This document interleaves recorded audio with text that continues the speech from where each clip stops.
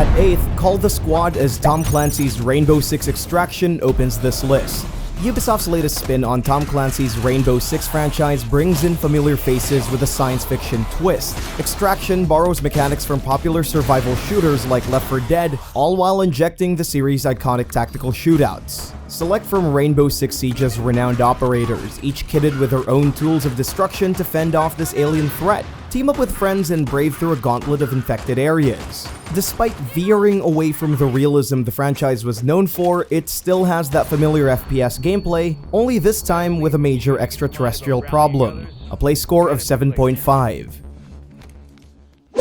7th in our list is Stranger of Paradise Final Fantasy Origin. Square Enix's strange Final Fantasy entry. Even with its memeable writing and atrocious character arcs, Stranger of Paradise is a decent addition to the FF saga, all thanks to its dynamic gameplay. Screen Rant's Scott Baird gave it a score of 8, calling it a bizarre game but with a combat that carries it to the finish line. It's not the series' best, but it's certainly a breath of fresh air for JRPGs where we can just ignore all the cliché and just get it over with. A play score of 7.7.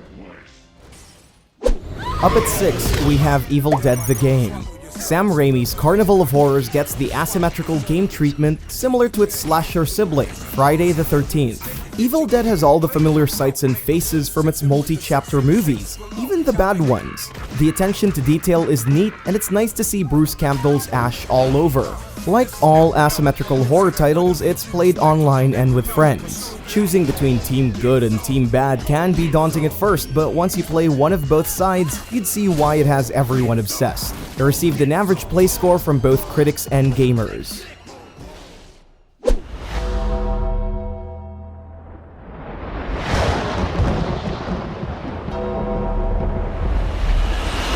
Coming in at 5th is WWE 2K22.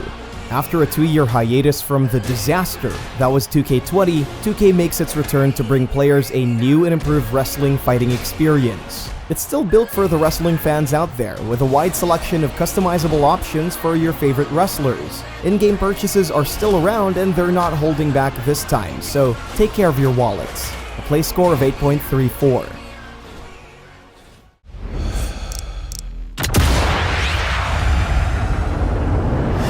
Our 4th entry is Sniper Elite 5. The next entry of Carl Fairburn's adventures is pretty much the same as last time. Sniper Elite 5 still has its signature X-ray kill cams and Nazi hunting fun. Only difference is that it's considerably better and more fitting for new-gen consoles.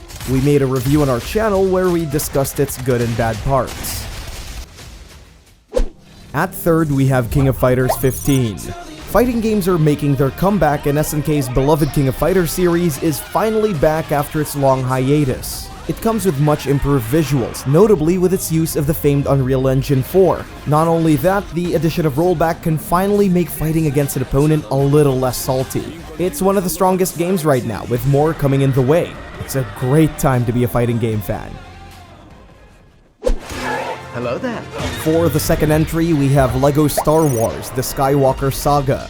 The galaxy far, far away is at the palm of our hands in this LEGO-fied version of George Lucas' massive science fiction creation. The Skywalker Saga takes us to the 9 major Star Wars installments, each packed with their own bite-sized LEGO adventures and humor. We've already talked about how great this collection is. Critics and gamers are calling it the definitive way to play the Star Wars games as it contains all the main story and the spin-offs from the TV shows.